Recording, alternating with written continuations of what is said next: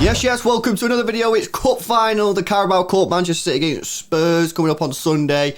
Obviously a massive game, the first time we can get our hands on some silverware this season, so I'm looking forward to it. We're going to go through the main issue, which is the striker position, and go through the different options and see what what we think. Before we get into it, guys, I want to set a like target. It is a cup final, so I want to go a little bit higher than normal. Let's go for 1,500 likes, so make sure you smash the thumbs up on the video if you do enjoy it, and subscribe to the channel if you're new. We're trying to get to 30,000 subscribers, so any help towards that will be massively appreciated. Make sure you hit the notification bell as well so you don't miss any of our videos.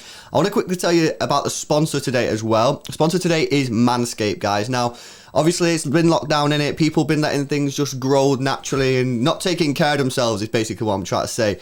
Manscaped have got the Lawnmower 3.0 to help you get over this situation and make it as easy as possible for you to get back in the hygiene routine, Bray. Non-scripted this, I promise. The Lawnmower 3.0, guys, is wireless. Battery lasts ages. We've had this now a couple months and it just doesn't seem to die. It doesn't die. It's got a torch on it as well in case you want to do your stuff at night time. And it's also waterproof, so you can use it in the shower if you want. Get the best precision tools for yourself as well, guys. If you've got the hairs up your nose as well, you can also get your hands on this bad boy, the Weed Whacker. Weed Whacker. Put it up your nose, press the button, give it a bit of a swirl, and all your problems will go away, guys. With our sponsorship, guys, you can get 20% off and free shipping if you head over to manscaped.com and use code EXTRA. That's XTRA, manscaped.com. Use code EXTRA for 20% off and free shipping. Nice one to the goats at Manscaped for sponsoring the video. Right, okay, so let's get into it then. The main issue for me, the one that I think is going to drive opinion and drive the debate for this City team, bro, is the striking position. So for me, I see three different options, and obviously there are loads of different options, but these are the three main ones. You can play Gabby up top. You can play Sergio Aguero, who did train, and obviously therefore is available for selection, or you can go for a false nine position. I won't focus too much on who in false nine because there's loads of different options. We'll be here all day.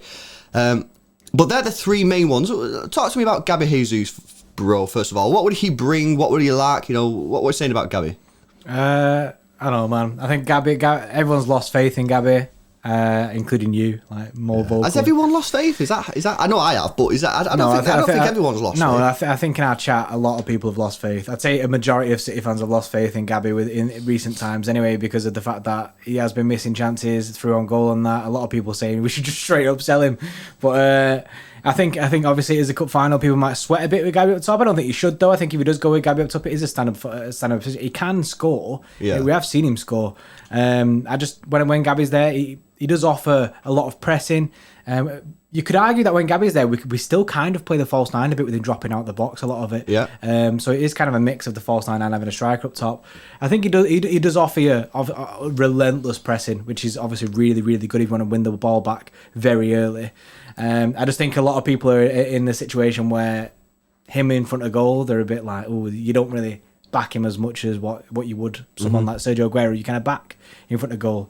However, if he was to go the Sergio Aguero route, he's only just come back.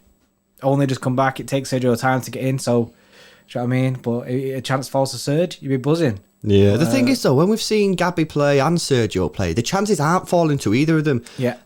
System issues. It's clearly, it's the way that we're playing at the moment. Now, obviously, you just said that Gabby does miss chances, but he's not actually had that many chances when he does play. It's more, for me, the frustration lies with, and this might not be his fault, and some people have mentioned this before, it might not be his fault, it might be the way Pep's asking his play, but my frustration with Gabby at the moment is that he's not playing like a striker. And that frustrates me because he is a striker. Now, some people will be like, he's not a striker, he's a winger or whatever. But whatever, I'm just saying in the context of his position, he is normally a striker. So that's what frustrates me. And that might not be his fault, and that's fair enough. But then obviously when Sergio come back after his last injury, and he played about, 4 or 5 games, he didn't really get any chances as well. He was complaining, wasn't he, that he wasn't getting the ball. Yeah, exactly. Remember that time when he said, no one passes to me. Well, Serge, that's been happening to Gabby basically all season. It's not just yourself, man. It's just the way that we play as a team right now. The striker doesn't really work. So that's obviously my issue with Gabby is the chances aren't getting to him, and I don't think he offers me enough as a false nine, when he drops deep, when he goes out wide. I don't think he's offering me enough, and that's why I'm kind of like, I don't know if I want Gabby to play. You kind of, when you go in towards the box, you want someone to be in there. Yeah. That's one of the A main lot of frustrations, isn't it? Whereas Gabby drops out of it a lot. He So drops out too much for me. But again, that might not be his fault. And Pep might be asking him to do that. But a perfect example was in the last game against Aston Villa. I think it was Aston Villa. He got the ball on the left-hand side and he crossed it into Bernardo Silva and Phil Foden. I'm like, that's not right. You know what I mean? That shouldn't be you crossing the ball and you should be in the box. Chelsea, wasn't it? It was it Chelsea, yeah. But as well, Gabby does actually have a good head on him. Like, you know what I mean? He's good at heading the ball. We've seen that a lot. Real Madrid. City. So, again, it frustrates me that he's not in the box where he can get goals. Look at his 2 goals against Wolves, in the box. Look at his goal against Sheffield United, in the box. It's when he gets out of the box, he ain't going to score. I feel like he needs to kind of switch his poacher brain on. But like you say, it might be Pep telling him to get out of there, you know what I mean? And then that's obviously no fault of his own. I do think the system issues are something that is massively why the false nine has benefited us a lot more. Yeah. Let's move on to Sergio Aguero then. Now, obviously, Sergio Aguero, a bit easier to talk about because, obviously, he's been here 10 years. We all know what he's about. But it is different now with Serge. Obviously, he's lost that extra yard of pace that he used to have, that bit of acceleration. Obviously, confidence. We don't know what his confidence situation is at the moment. You know, he's not scored a goal for a while in terms of like an open goal. He's not played. Is he fully match sharp? Obviously not.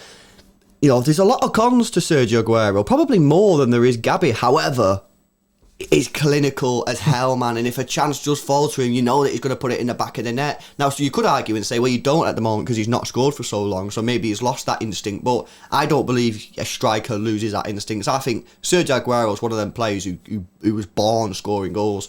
And I don't think he'll ever lose that. It's just his pace and other things that he will lose.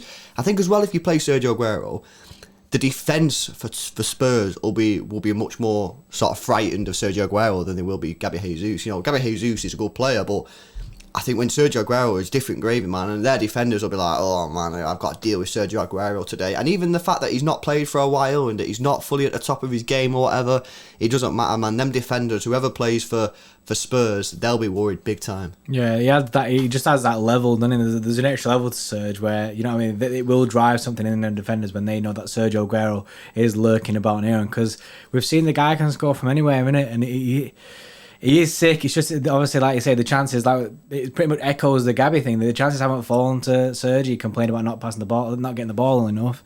And that's something that you got to look at. Is that going to happen if we play him against Spurs? Is it going to be a situation where Serge is kind of just... He's just not in the game. He's just not in the game, and that's no fault of his own. It's just we're not going down them avenues. We're as well, sticking bro. wide.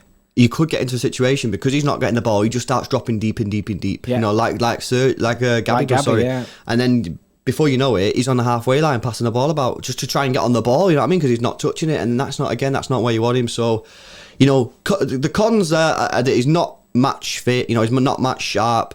His confidence might be on the floor. You know, instinct maybe is gone. I don't buy that, but possibly. The pros are obvious. If he gets a chance, you just back him to score. He strikes some fear into the defenders, so it's an interesting one, that one. The last option is the false nine system that we've played a lot this year and basically has proved very successful for us. The difference is this time is will Kevin De Bruyne play? Will he play? We don't know if he's going to play at this moment in time. We know he trained, but obviously will he be risked? We don't know. We'll speak about that more in our main preview coming up tomorrow. But even if Kevin De Bruyne doesn't play, you can still find a way of playing the false nine system. Now, the false nine, obviously, we said at the beginning, there's loads of players that could play there. Bernardo, Gundogan, Foden can play there. You see Mahrez drifting there from time to time. This will allow us to dominate the ball, but obviously, again, you've not got that striker, so...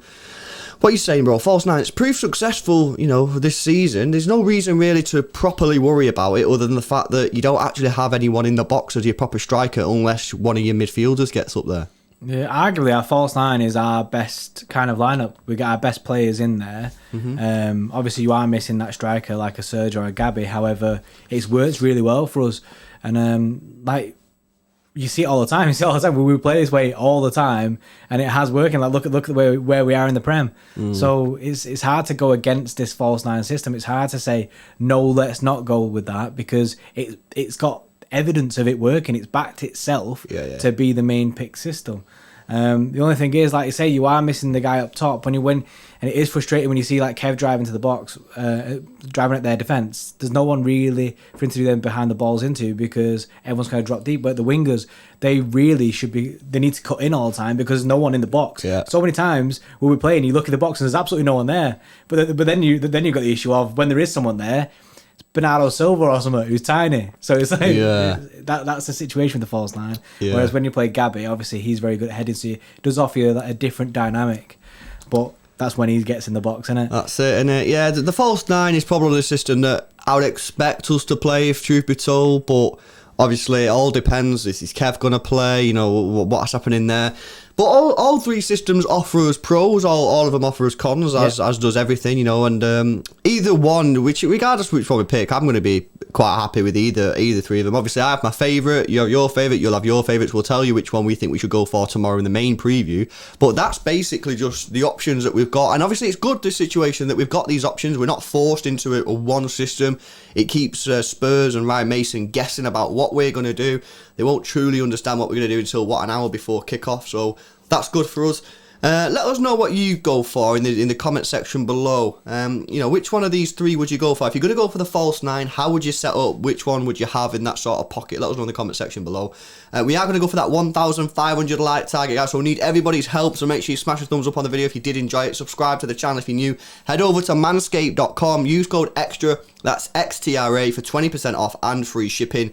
Get your bits cleaned, man, and get them smooth, innit? You know what I mean? Hashtag smooth gang. Hashtag smooth gang. Turn on the notification bell, guys. Our main preview for the final is coming up tomorrow, and then obviously we'll have our live watch along as per usual. Enjoy the rest of your day, and we'll catch you in the next one.